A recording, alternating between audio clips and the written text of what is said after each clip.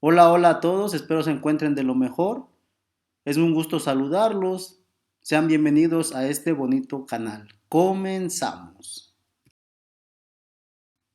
Hoy reflexionaremos sobre la Revolución Francesa, un acontecimiento histórico que va a marcar el parteaguas de un nuevo mundo.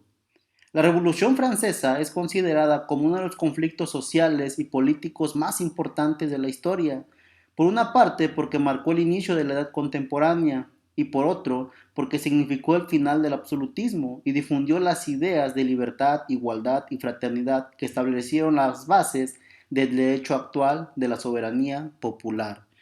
En este video analizaremos los impactos y consecuencias que tuvo esta revolución y cómo estos siguen vigentes hasta nuestros días.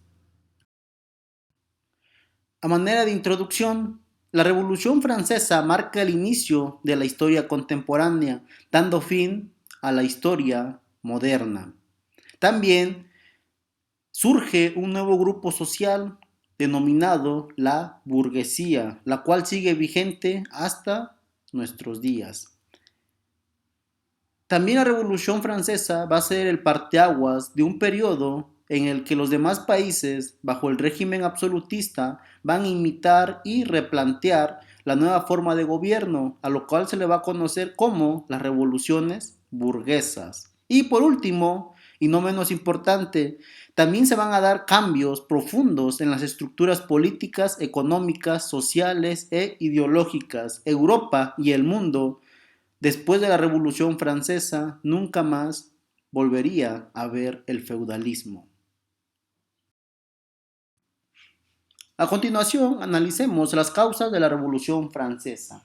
En el último cuarto del siglo XVIII, Francia es un país mayoritariamente rural, en el que la burguesía se ha convertido en el sector social más dinámico, mientras que el absolutismo va cayendo poco a poco en una crisis política irremediable. Sin embargo, la Revolución Francesa es producto de una serie de causas de carácter social, cultural y político-económico, las cuales analizaremos a continuación.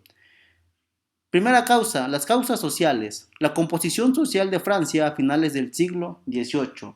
En la cúspide de la pirámide social se encuentra una monarquía despótica que solo rinde cuentas de sus actos a Dios, por cuya gracia reina. El resto la componen en orden descendente, estamentos determinados por el nacimiento, nobleza y clero. Estos cuentan con privilegios y el principal de ellos es el no pagar impuestos.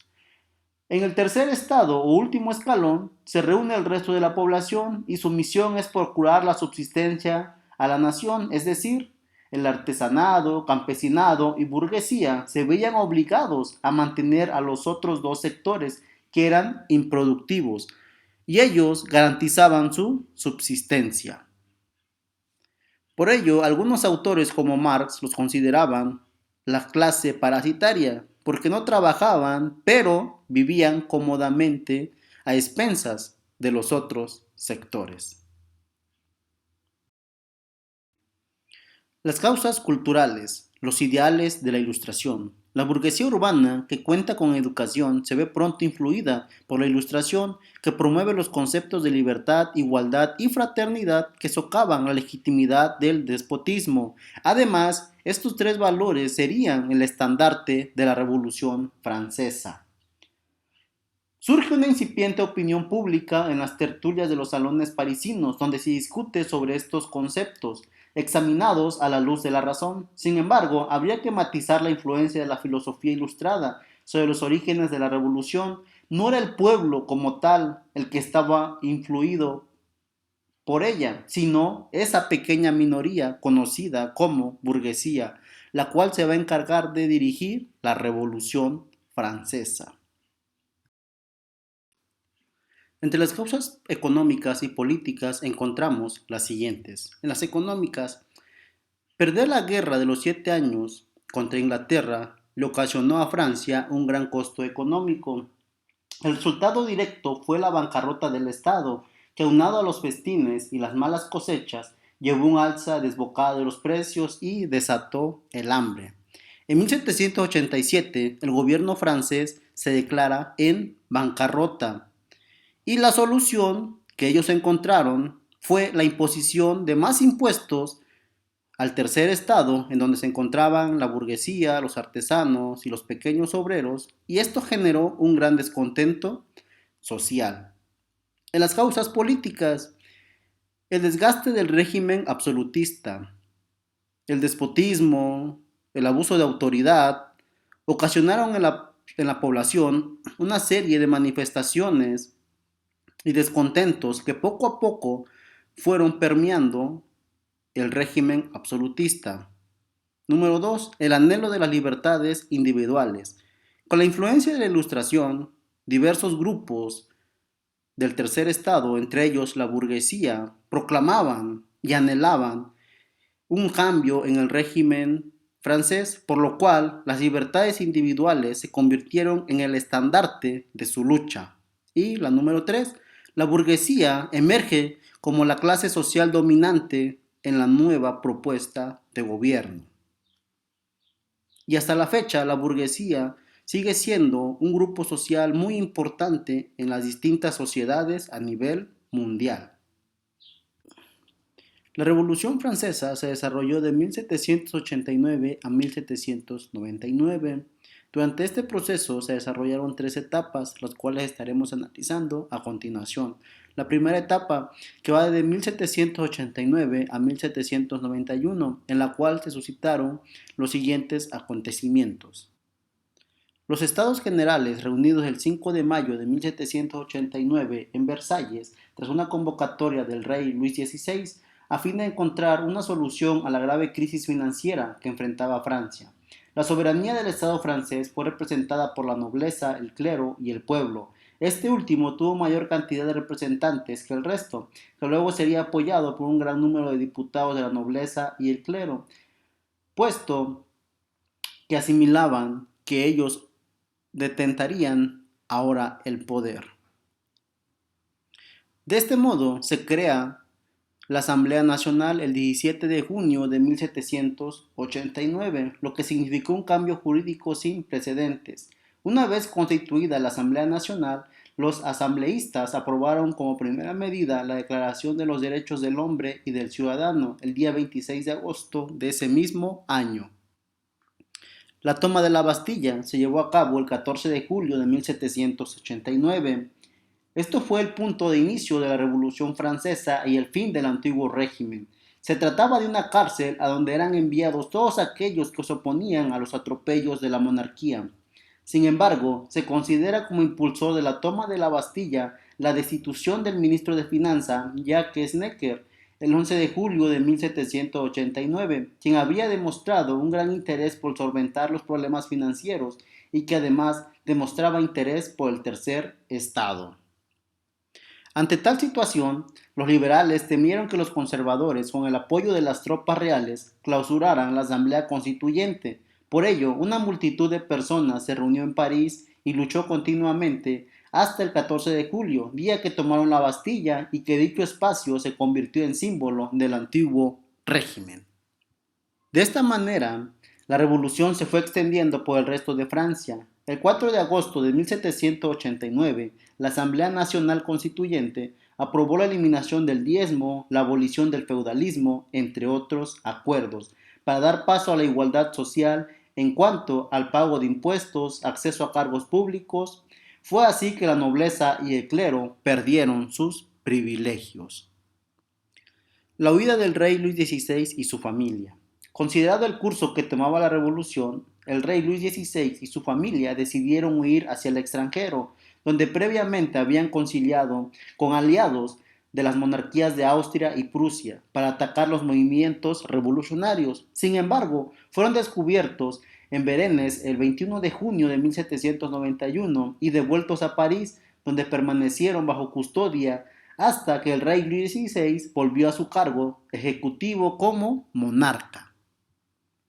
La nueva Asamblea Constituyente cumplió con la función legislativa de redactar y promulgar la Constitución de 1791, la cual decía que la monarquía, en la cual se exponía con la división de poderes de la siguiente manera: el legislativo, el ejecutivo ejercido por el rey y judicial. Como dato adicional, el 9 de julio de 1789, la Asamblea Nacional pasó a llamarse Asamblea Constituyente, donde se aprobó la primera Constitución francesa, la cual se describió anteriormente. La segunda etapa de la Revolución, de 1792 a 1794. Ante lo acontecido, Austria y Prusia declararon la guerra a la Revolución Francesa y movilizaron sus ejércitos. La guerra contra los extranjeros fue la transposición de la revolución del plano francés al plano europeo, ya que despertó simpatías de los países que aspiraban a la libertad, la igualdad y la justicia, de los Países Bajos hasta los principados italianos y de España. La Francia revolucionaria inició una guerra defensiva y en Valmy, el 21 de septiembre de 1792, detuvo a los prusianos, con lo cual sepultó el absolutismo y proclamó la República. Se disuelve la Asamblea Legislativa, que fue sustituida por una convención revolucionaria conformada por dos grupos, la llanura o moderados, que en su mayoría eran girondinos, y la montaña o radicales, conformada principalmente por los jacobinos. El primero representaba a la alta burguesía y el segundo a la pequeña burguesía y el común del pueblo. Los girondinos intentaron imponerse en la República burguesa, pero su general en jefe, Dumouriez, se pasó a la coalición de estados europeos que se formó nuevamente y venció a los franceses en 1793. Los gastos militares llevaron a una crisis demoledora. La República no podía cumplir los compromisos básicos con el pueblo, las unidades militares carecían de efectivos y recursos, y los campesinos de la región, recelosos de la dirección centralista de los burgueses que acaparaban los bienes nacionales, se levantaron en contrarrevolución. Todo lo que aconteció sirvió a los radicales de la montaña para tomar el poder. Los diputados girondinos fueron expulsados de la convención y los montañeses, ahora jacobinos, incrementaron las filas de soldados, las fábricas fueron puestas al servicio de la milicia, se constituyó el Comité de Salvación Pública. Para penalizar la contrarrevolución se crearon tribunales que instauraron la política del terror encabezada por Robespierre, Danton y Marat, al poner en funcionamiento constante la ejecución por la guillotina. El periodo del terror de Robespierre. Robespierre impuso una política de anticipaciones económicas y sociales, ley de los sospechosos, de los precios y los salarios, requisas y racionamientos impuestos a los ricos, socorro a los pobres con un esbozo de seguridad social, proclamación del principio de la enseñanza obligatoria y gratuita, confiscación y venta de los bienes de los emigrados y la iglesia, entre otros más. Lo que buscaba era un gobierno fuerte, autoritario y centralizado. El periodo del terror terminó con la ejecución de Danton por Robespierre y de este por los moderados, con lo que cayó el gobierno del Comité de Salvación Pública en julio de 1794, 5 años después del comienzo de la Revolución. El uso de la guillotina. En 1789, cuando comenzaba la Revolución Francesa, fue aceptada la iniciativa del médico Joseph-Ignace Guillotin, diputado del Tercer Estado, de modernizar y humanizar la aplicación de la pena de muerte mediante una máquina de decapitación que estuviera al alcance de cualquier ciudadano. La guillotina ajusticiaría así de manera comprensiva, científica y democrática. Posteriormente, la guillotina se usó para la represión criminal o ideológica y sobre todo contra aquel que pusiera en riesgo la revolución.